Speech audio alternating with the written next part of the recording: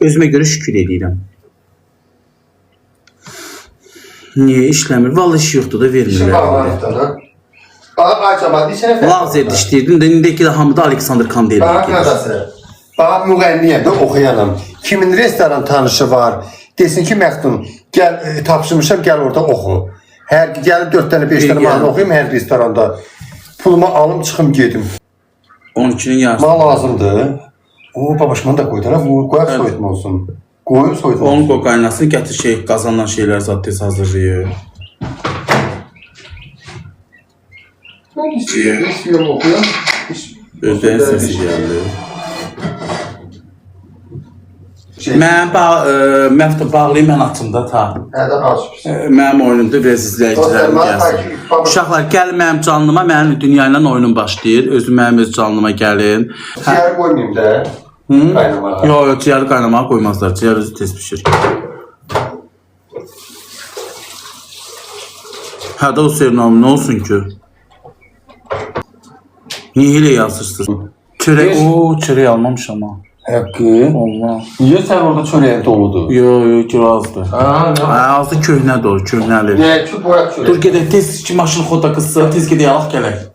Tez ol, həm onun kimi yaxşıdır. Bunlar seni görmeyecek, ben yemerim. Yox. Dur gedək, sokumuz adım da yoxdur. Salatımız adım var. Dur gedək alaq gələk, tez ol. Maşın xoda qızsın. Kahve istedi, gel konta gidelim. Sağ ol, ne çörəyi yadıma saldın. Tez ol. İstidir, maşın qızmalıdır. Tez xoda ürəyim, tez olamayaqdın sən canım. Mən də aparıram.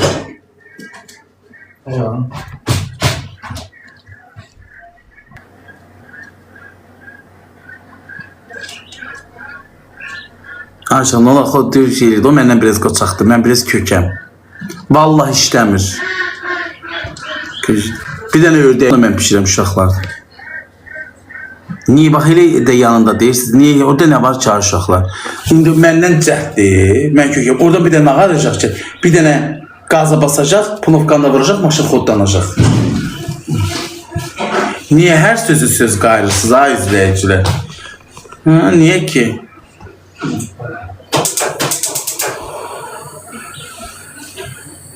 Məftun afris deyil.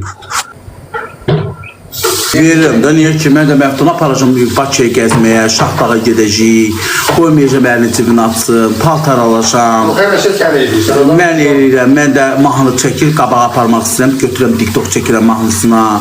Mən də eləyirəm də uşaqlar, indi bu dəstək deyil qadana.